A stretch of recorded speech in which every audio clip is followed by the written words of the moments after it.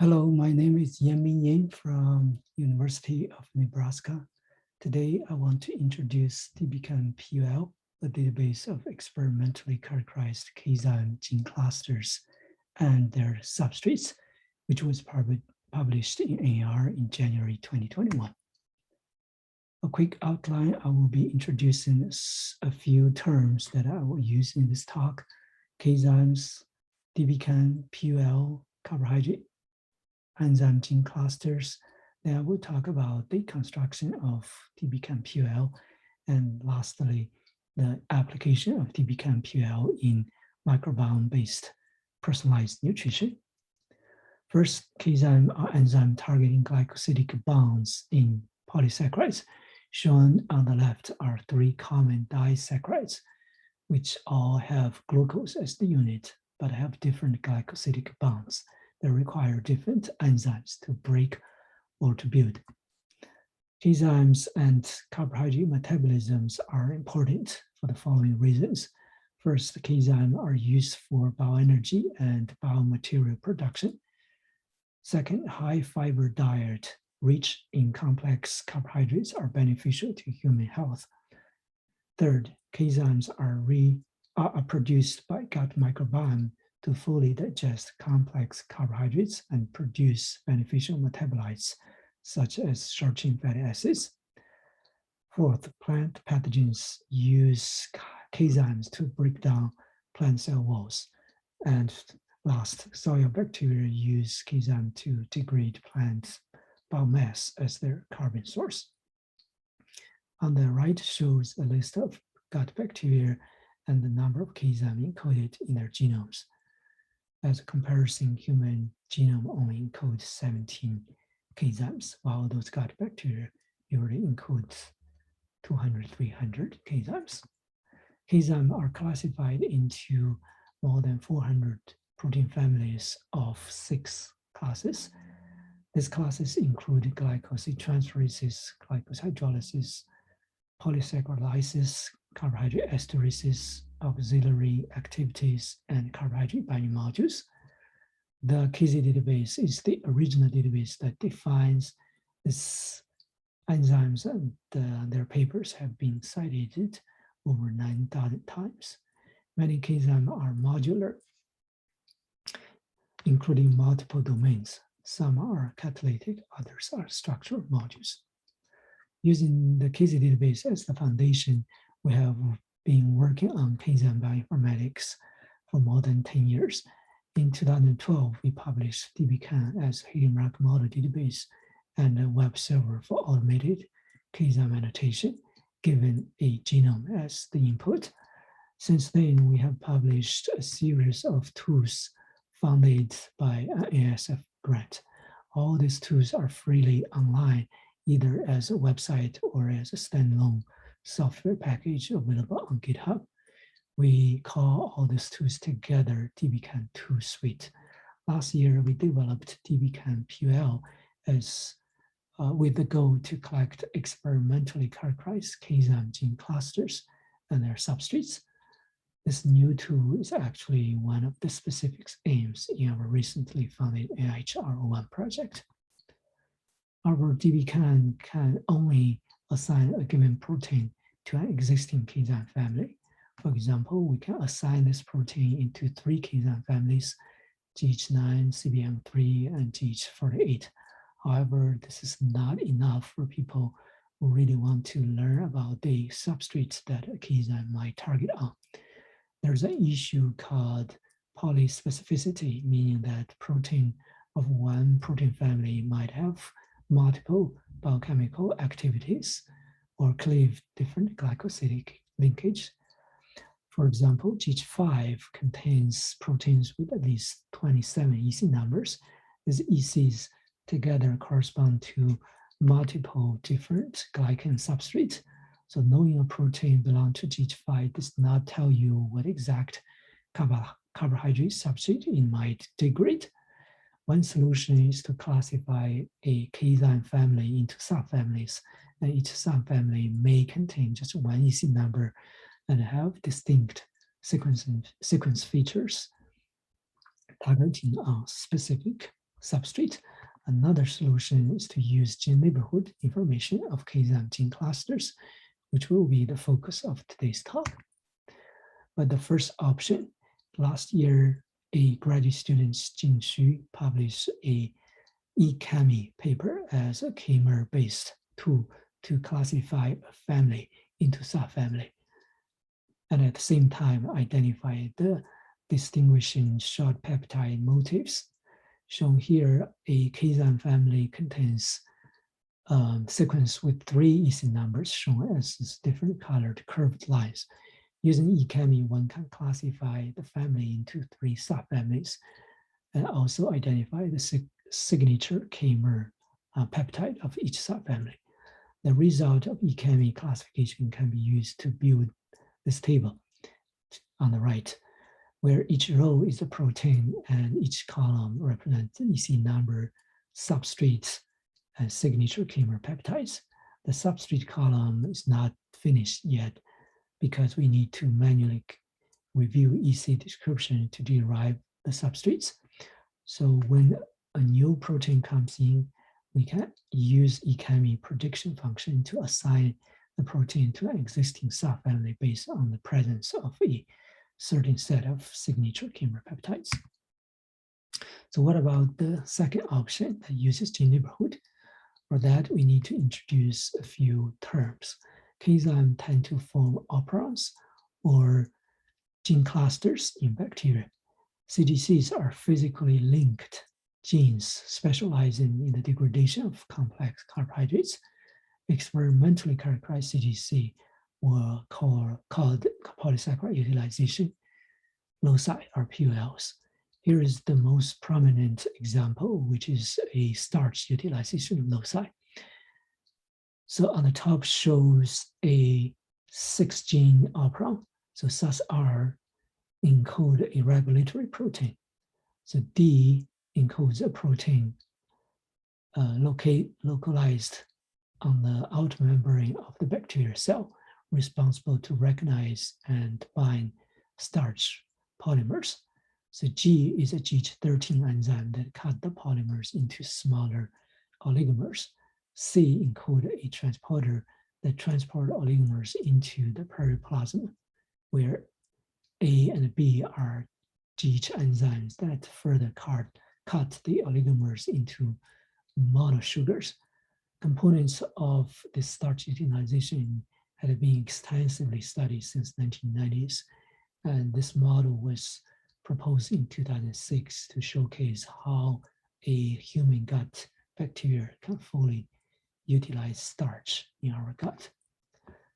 In the past 10 years, PUL have been experimentally characterized in different bacteria of different environments, such as animal guts, soil, and waters.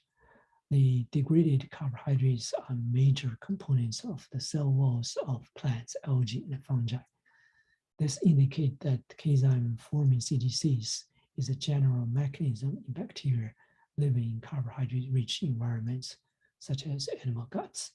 Interestingly, most characterized PUL are found in the Bacteroides or the Protobacteria phyla. The most PULs contain SAS-C and SAS-T genes shown in purple here and orange colors. So clearly identify CGCs using bioinformatics will be extremely useful tool for experimental biologists to quickly find targets for characterizing new PULs. So remember, our goal was to use gene neighborhood information to predict the substrate for CAZymes.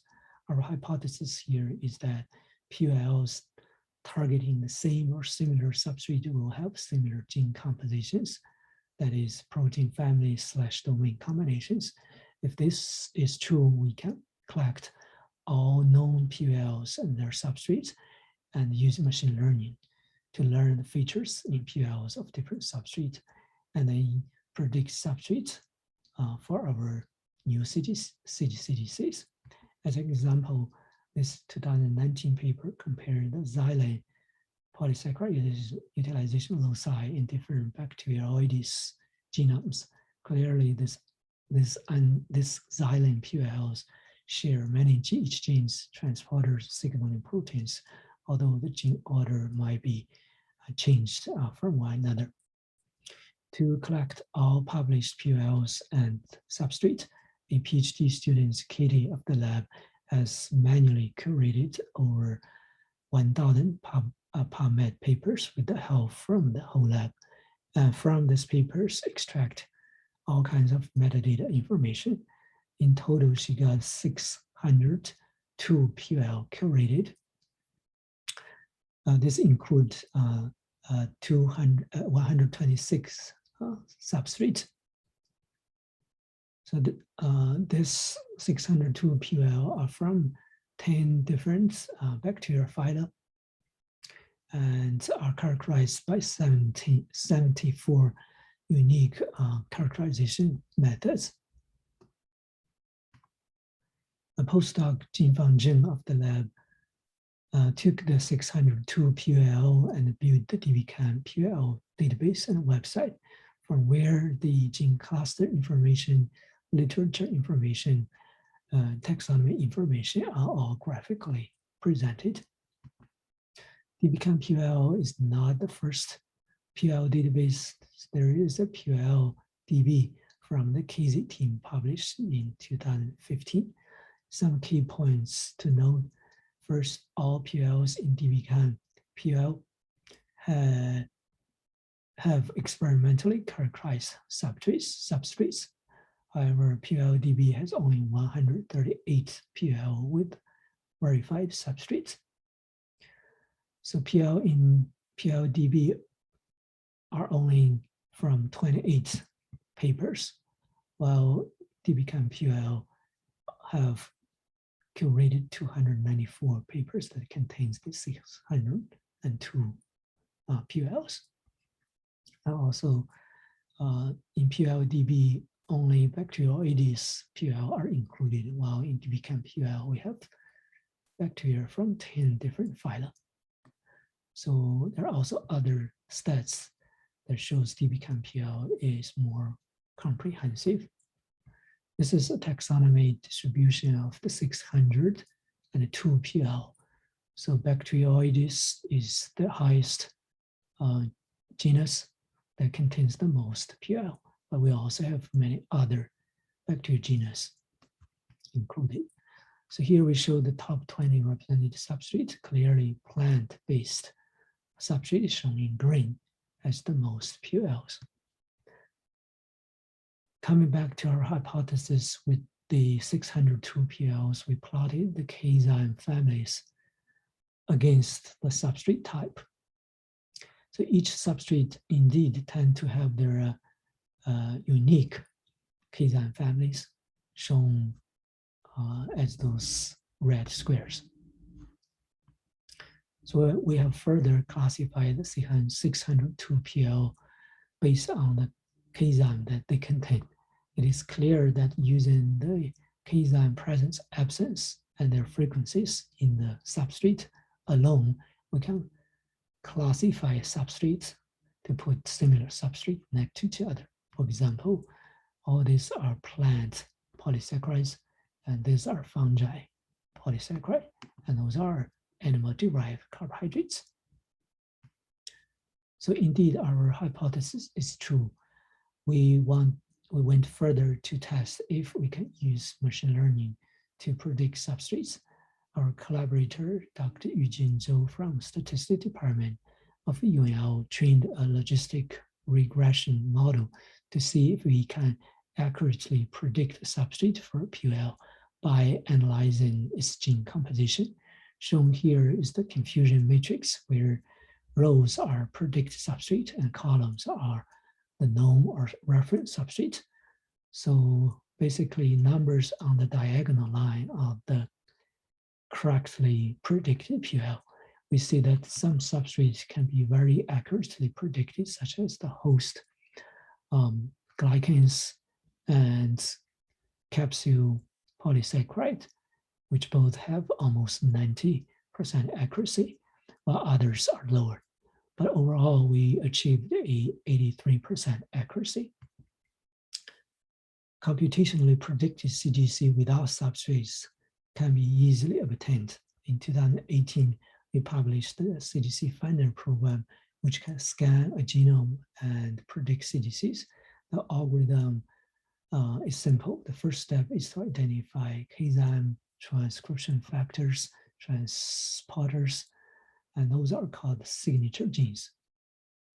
So the most important parameter in the program is that the CGC must contain at least one CAZyme, one TF, and one TC. The second step is to locate those co-localized signature genes in the genome and extend to both sides to include more signature genes. In extending, the second parameter is used to call a stop when the distance between two adjacent signature genes is larger than a threshold, which is how many non-signature genes are allowed to be inserted between two signatures. So with dbCAN-PUL as the training data, we will develop a machine learning-based glycan substrate prediction tool. Given tens of thousands of CGCs predicted by the CGC-Finder from human gut microbiome assembled genome, we can predict a substrate for each CGC. As each genome is from an individual's gut, we can predict if a person contains microbiome with the ability to metabolize a specific glycan. In the future, we imagine that a patient seeing a doctor or a dietitian can have their fecal microbiome sample sequenced and then analyzed by our tool. And then the dietitian can recommend some prebiotics or probiotics that the person can respond to. This is the future of microbiome-based personalized nutrition. And I strongly believe that this will come true in the future soon. So lastly, I want to thank my previous and current students and collaborators who are involved in this project. And thank you.